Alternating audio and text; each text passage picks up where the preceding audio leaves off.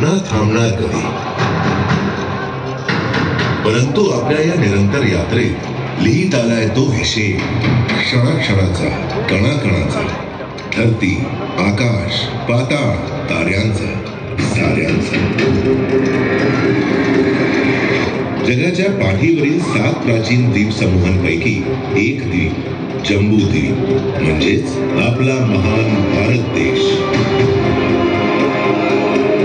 आणि भारताच्या पश्चिमेला आहे महाराष्ट्र. मराठ्यांच्या शौर्य गाथेचे महानायक छत्रपती शिवाजी महाराज घडले जिथे आज आहे त्याचेच गौरवगान.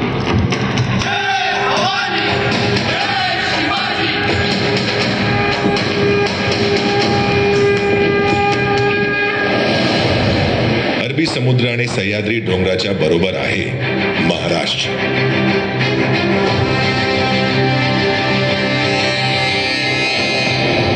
सातवाहन हे महाराष्ट्राचे संस्थापक आणि आद्य शासक मानले जातात.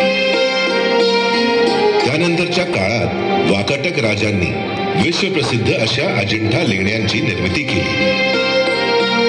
यादवांनी देवगिरीला आपली राजधानी बनवले आणि मराठी भाषेला राजभाषेचा मान दिला. शासक बदलत होते तशा राज्याच्या सीमाही बदलत होत्या. भक्तिरसाची मधुर अभंगवाणी महाराष्ट्रात ऐकू येत होती, ज्याचे केंद्र होते अवघ्या महाराष्ट्राचे आराध्य दैवत श्री पांडुरंग विठ्ठल.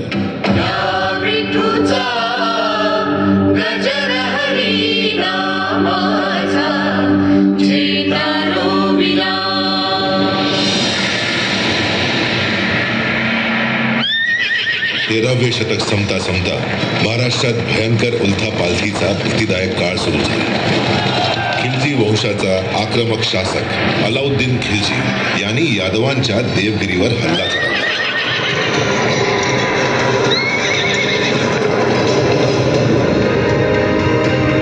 महाराष्ट्रातल्या हिंदू शासनाचा सूर्यास्त पावला. अशी तब्बल 350 वर्ष उलटली. 17वे शतक उजाडले तेव्हा महाराष्ट्रातल्या मोठ्या भागावर विजापूरचा सुलतान मोहम्मद आदिल शहाचे राज्य होते. या जुलमी राज्यकर्त्यांच्या अत्याचाराने मराठी माती आदल्यात कुडत होती. इथले सरदार मजबुरीने आदिल शहाच्या पदरी काम करत होते. त्यातलेच एक लढवय्ये सरदार होते शहाजी राजे भोसले. आणि शहाजी राजेंच्या पत्नी होत्या वीर माता जिजाबाई.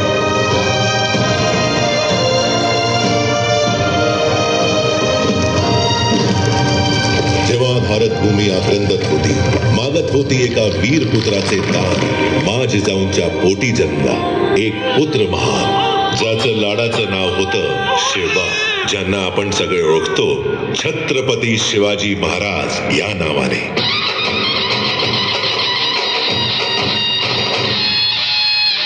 आई जिजाऊ सांगू लागल्या शिवबाला भारत भूमीच्या शौर्यगाथा, रामायण, महाभारत आणि कित्येक वीरांच्या कथा.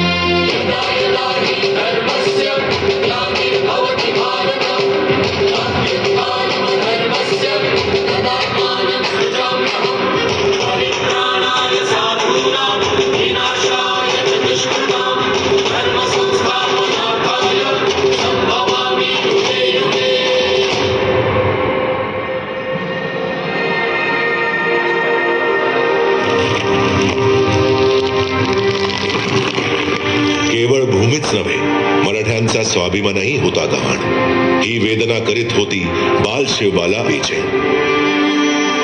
वयाच्या अवघ्या 15व्या वर्षी वीर मावळ्यांना गोळा करून शिवबाने चेतवला त्यांच्या मनात मराठी अस्मितेचा अंगार आणि केला एक अद्भुत संकल्प, अन्यायाविरुद्ध एल्गार.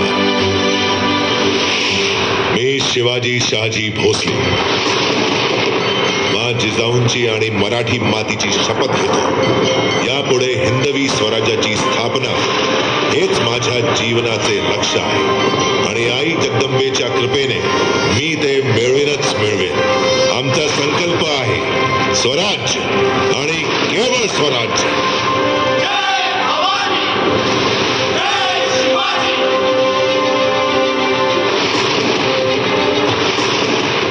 हाती तलवार, अश्वस्वार व एक गोळे 15 जरी, होती शक्ती अपार. वरून चढाई तोडण्यावर हिंदवी स्वराज्याचे बांधले तोरण. नाव ठेवले प्रचंडगड.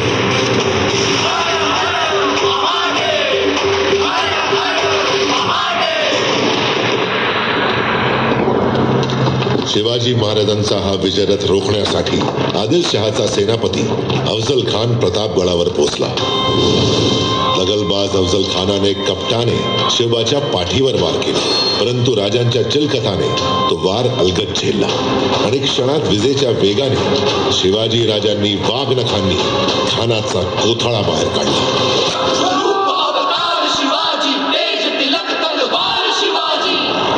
थरथरली अवघी आदिलशाही, थरथरली दिल्लीची मोगलाई.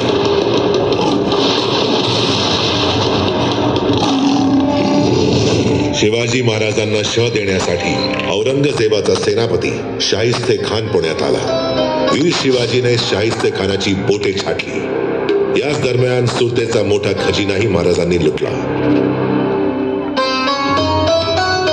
पुरंदरच्या तहानंतर औरंगजेबाचा सरदार जयसिंगासोबत महाराज त्यांचे पुत्र बाल संभाजी राजेंना घेऊन औरंगजेबाची भेट घ्यायला आग्र्याला पोचले. तिथे दगाबाज औरंगजेबाने कपटाने त्यांना बंदी केली, परंतु वीरांना रोखू शकती ना भिंती ना तारा. महाराजांनी चतुराईने केला तिथून पोबारा. आग्र्याहून सुटका झाली.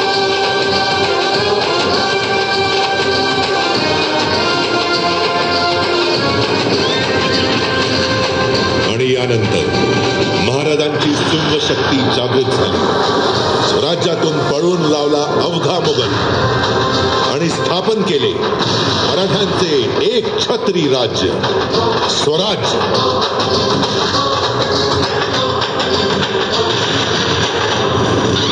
ज्यासाठी प्राणांची आहुती दिली शिवाकाशे, जीवा महादेव, कान्होजी आंग्रे, तानाजी मालुसरे आणि बाजी प्रभू देशपांडे यासारख्या अगणित मावळ्यांनी.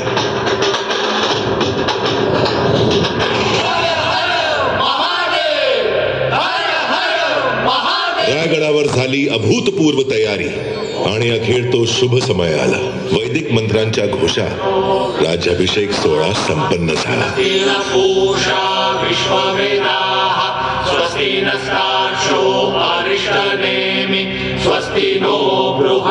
रयतेचे लाडके शिवबा राजे छत्रपती शिवाजी महाराज झाले. शांती शांती. गो ब्राह्मण प्रतिपालक, हिंदवी स्वराज्य संस्थापक श्री छत्रपती शिवाजी महाराज की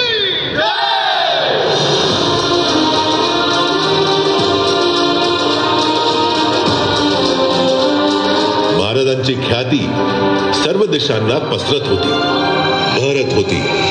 त्यांच्या तेजाचा सूर्य भारताच्या नभांगणात तळपत होता.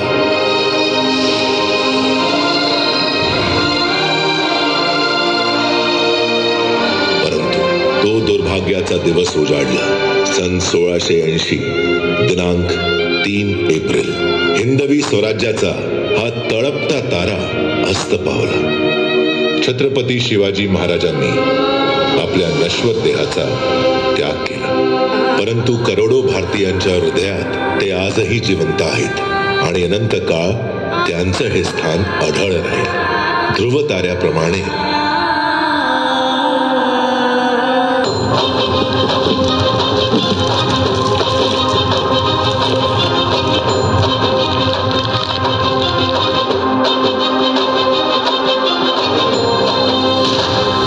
स्वराज्य आणि राष्ट्र रक्षणाची ही परंपरा जागृत ठेवण्यासाठी छत्रपती संभाजी महाराज आणि मराठा पेशव्यांनीही मुघलांशी आणि इंग्रजांशी लढा दिला. परंतु 1857 सालापर्यंत मराठ्यांच्या स्वराज्यासहित सगळ्या भारत देशावर इंग्रजांचे राज्य आले. संपूर्ण भारत इंग्रजांच्या जुलमी राजवटीच्या बंधनात जखडला होता.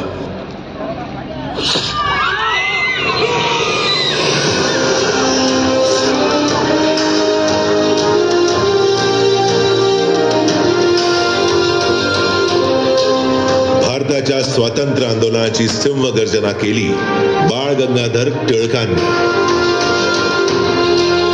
स्वराज्य हा माझा जन्मसिद्ध हक्क आहे आणि तो मी मिळवणारच. या सिंह गर्जनेने केवळ महाराष्ट्रातच नव्हे तर संपूर्ण भारताच्या स्वातंत्र्य आंदोलनात एक नवा श्वास फुंकला. लोकमान्यांनी पेटवलेल्या स्वराज्याच्या अग्निकुंडात वासुदेव बळवंत फडके, विनायक दामोदर सावरकर, चाफेकर बंधू सारख्या स्वातंत्र्य सैनिकांनी सहभागी होऊन हे अग्निकुंड धगधगते ठेवले.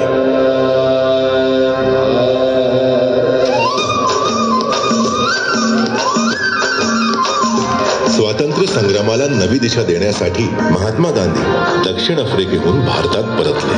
मुंबई हे त्या आंदोलनाचे एक प्रमुख केंद्र होते.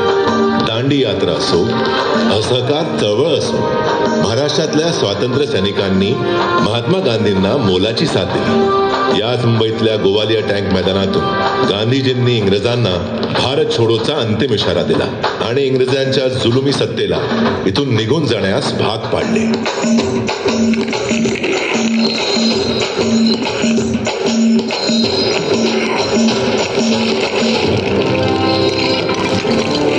इंग्रजांनी चुभारलेली गेटवे ऑफ इंडियाची वास्तू, गुलामीच्या बेड्यांनी जखडलेल्या त्याच्या भिंती वाट पाहत होत्या इंग्रजी सत्तेच्या जुलमी राजवटीचा अंत होण्याची, मोकळा श्वास घेण्याची.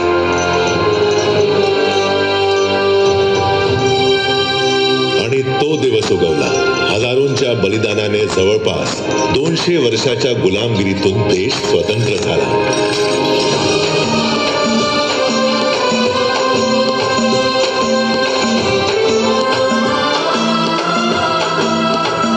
स्वराज्य आणि स्वातंत्र्याच्या किरणांनी उजळले होते अगणित भारतीयांचे चेहरे आणि त्याच्या गालांवर स्वातंत्र्याचे आनंदाश्रू पाहत होते करोडो भारतीय.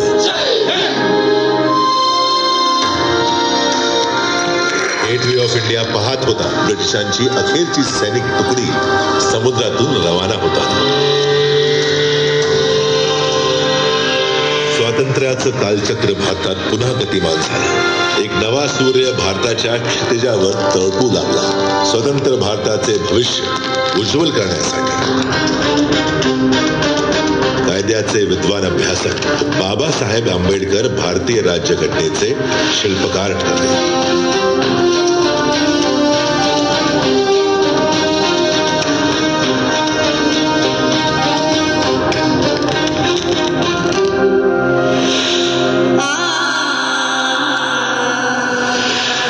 स्वातंत्र्यानंतर देश आर्थिकदृष्ट्या स्वावलंबी व्हावा यासाठी औद्योगिकरणाचा मार्ग अवलंबून महाराष्ट्राने देशापुढे एक आदर्श निर्माण केला.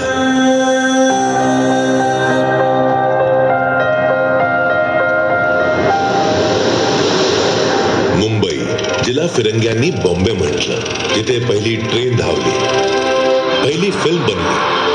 ती मुंबई स्वातंत्र्यानंतर अधिकच उजळू लागली.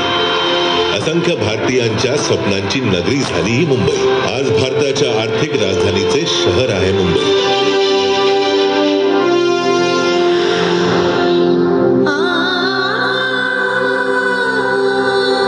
आणि विकासाच्या दिशेने भारताची निरंतर वाटचाल सुरू झाली. शिक्षण, आरोग्य, संरक्षण, सामाजिक उत्थान, महिला सक्षमीकरण या सर्व क्षेत्रात प्रगती करत गेल्या 75 वर्षात भारताने निर्माण केली आहे आपली एक वैश्विक ओळख.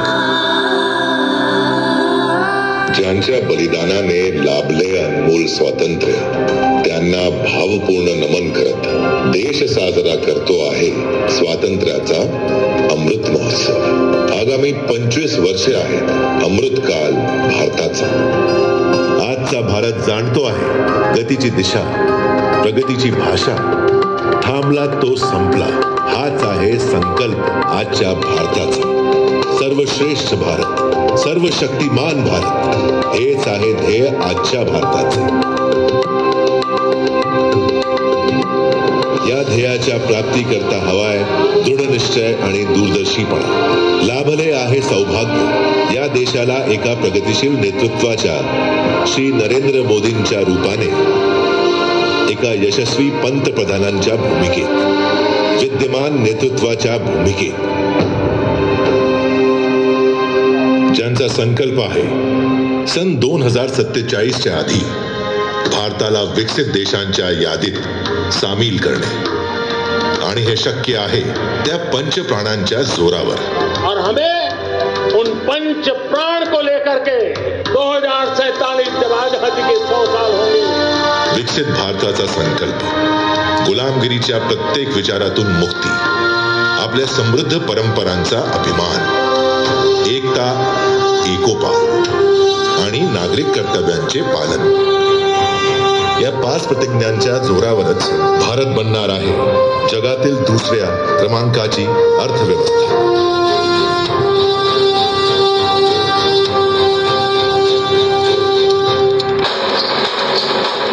या गाथेला इथेच या वळणावर सोडून मी निघून जातो आहे पुढे माझ्या अनंताच्या अनादी यात्रेला.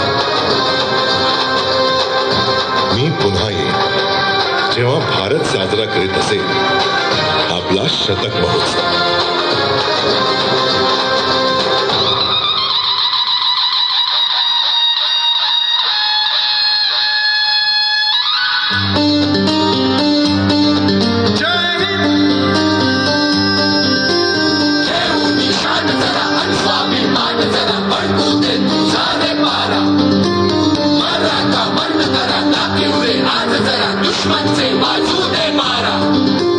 हर खून की बूंद में जो छुपी है वो चिंगारियां तो निकालो.